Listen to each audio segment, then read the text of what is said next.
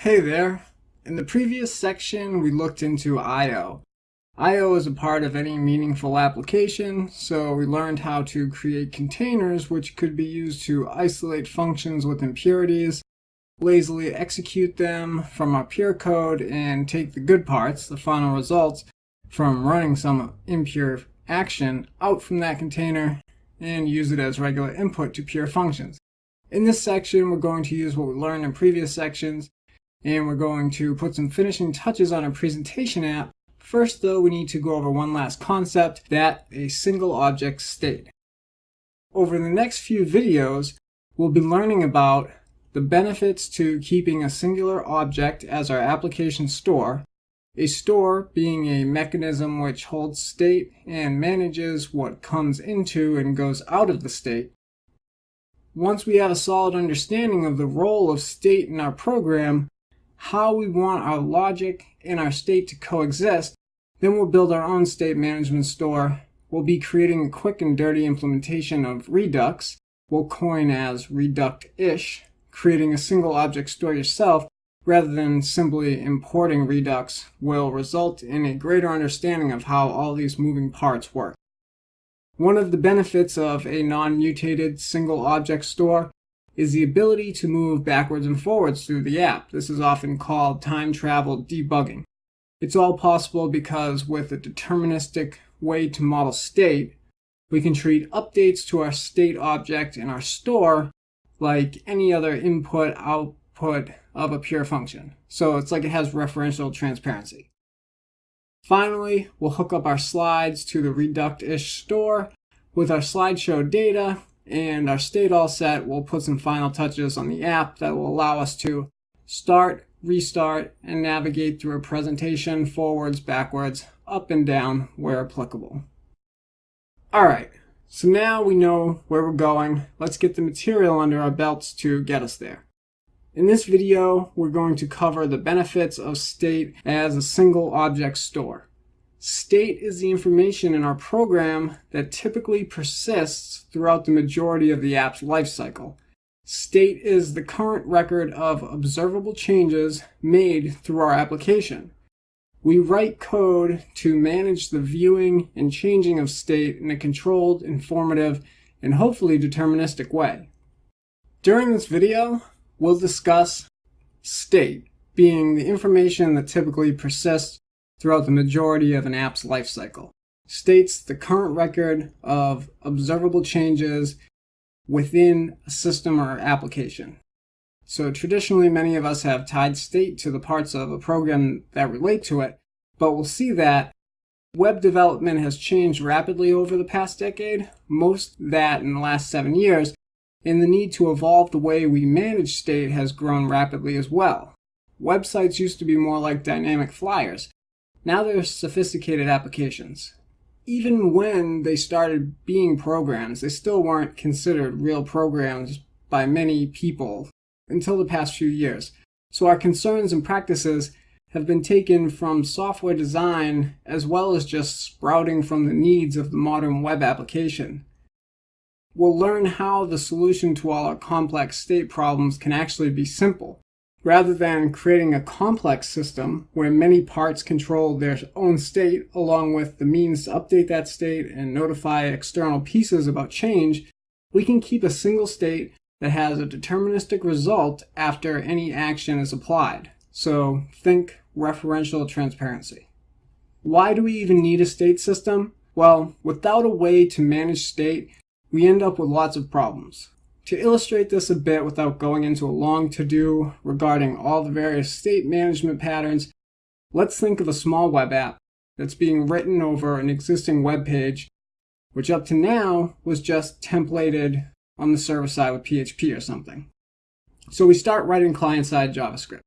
We add in a user object and a cart object, then a few functions for working with these objects. By objects, let's assume regular JavaScript objects with keys and values, and then we have a couple components for doing different operations. So now we start hitting some trouble spots. Maybe there's async logic in some of these functions, And before long, we get bugs where component A is changing values in the user object, while component B is waiting on the results of an async operation that depended on that data. Most of the time, everything's great. Here and there, though, component B ends up throwing an error or a bad result. So we decide component A is mainly user-focused, component B is mainly cart-focused. We'll split them up. Component A can do all user-based operations. B will handle cart-centric operations. When B needs to do something with the user, it can talk to component A through an exposed API and vice versa. So this is the module pattern essentially, and it works very well to a point. We separate concerns. We allow any part of our program to still access and possibly change the private user or private cart objects. They simply can't do it without using the proper channels, which means the public API exposed by the other module. So everyone's happy for a while, until along comes another component, and another, and eventually we end up back in the same situation where one component is changing the state inside another component, and then another component changes something, which leads to some disaster involving a third component's operation over that same state. So then maybe we decide to remove the public API between components by creating separate versions of the same models. Each component can render its own part of the page, and for example, component X and B both need user 123. So they can each get their own version of this object. Rather than asking component A for the username or user profile, any component could request a copy of a specific user object they needed. Then that component updates their own part of the DOM, handles events, and ignores most of the rest of the app. Now component B can't change something that another component needs in the middle of some time-bound operation. However, now X and B have representations of user object that falls out of sync with each other. So we need a way to notify components when updates are made to versions of an object that they have. So when that component or any part of our app makes a change to the state of that particular user object, they could adjust their views or private state accordingly. Soon we also end up still needing a public API or some other means to side-loading services, operations in one component, and it becomes blah. A good example of this is when we have an app where each component is responsible for rendering one view on the page, and no other component can change that part of the DOM, which is excellent. But then we want some results on the body of the page to respond to events that occur on the sidebar. And those are two different components. So we end up needing a way for them to somehow exchange information. So they end up having their own models, their own state, and now they depend on state contained inside each other as well, which is very fragile. There are solutions for this that can work this out all right. The trouble is we keep creating larger and more complex state management systems to handle all these concerns. And complex systems are difficult to debug because digging down a couple layers into that system, we hit a bunch of hocus pocus that's difficult to understand while still maintaining some mental model of our components. Now that we've glossed over a few of the pain points that come with coupling state and view, or state and components, let's now discuss the merits of a structure to a single object state. Presumably, this is immutable, however, not mutating objects has the same outcome. So either fits this model. Let's begin by imagining that instead of state being something that lives here, there, and everywhere, state can be separated from the view. The view of the application shouldn't control the state or change the state, but rather be derived from the state. Remember our render DOM function? It takes a state and then derives the entire view. It's deterministic. For the same state, it gives the same view, always. And that's one part of this puzzle. The state should also be deterministically derived from the current state and an action. I want us to think about state at a very, very abstract level for a minute. So we'll use colors, actually. The reason we use colors is so that instead of me saying that a state is user object ID 143A, name Michael, age 102, post object, blah, blah, blah, blah, in place of all that, I'm just going to say a state is red, or blue, or yellow, or green. And you'll know that we're talking about one possible unique state that our app state object could be in. If we have two state objects that are both the same color, then they are equal. So with Redux, in our case Reduct-ish, we have one global state, and then some action happens. Maybe it's a user clicking a button. It doesn't matter. We'll just call it yellow action.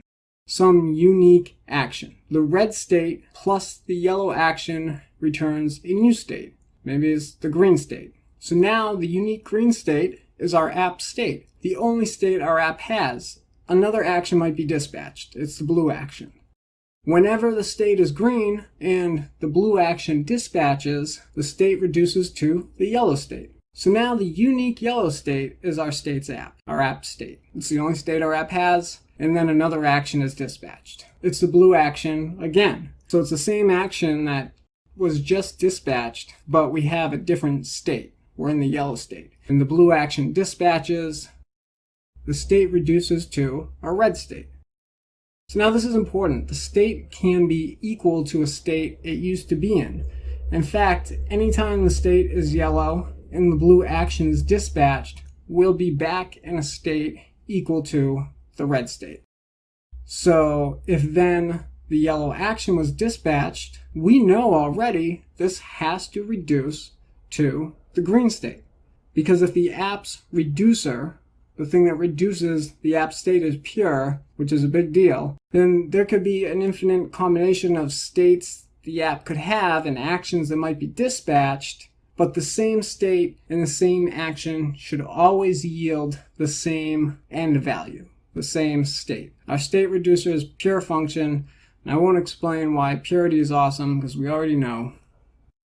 So in Redux, there is a store. The store holds on to the state, the single object state. When parts of the app want to read the state, they can just ask the store for that state. And the general idea is they subscribe to the store, and then when a new state is reduced, they get updated or told that, there might be a new state. So here's this thing called a reducer. It's a pure function. It takes as arguments the current state of the app and the current action being reduced. No one calls the reducer except for the store. The store holds the state, and when an action occurs, rather than some component in the app deciding it knows the best way to change the state, it tells the store, hey, I need to dispatch an action. The user clicked a button called danger. So the store takes that dispatched action, gives it to the reducer along with the current state, which is our app's entire state here, and then the reducer checks to see if it has a way to handle the danger action. If not, it just gives back the same state to the store. Otherwise, the reducer can handle the action, and it returns an updated state. Not changed though, it never changes the state. Anything that's updated, the properties on the state, that can't be observable to any other parts of the app. So it gives the store back a reference to a new state object. Because of this, any parts of the app that have the old state, they won't be troubled by that change. The store will notify any subscribers that there was a change and they can request a reference to the new state. And this is how we solve a lot of the problems we mentioned before. Now, a benefit to this is that a history of actions in the app is enough to calculate the state at any point. Because it's pure and it's functional, pure functions are like mathematics, we could compose or dispatch a series of actions, and we know that if we started with the red state, if we applied the yellow action, blue action, yellow action, then we're going to end up at the green action every single time, the green state every single time. And that's very useful. There are no surprises, no sometimes bugs in this state system. Just like there aren't sometimes it works and sometimes it doesn't bugs in the pure functions, we don't get those type of bugs in the single object state.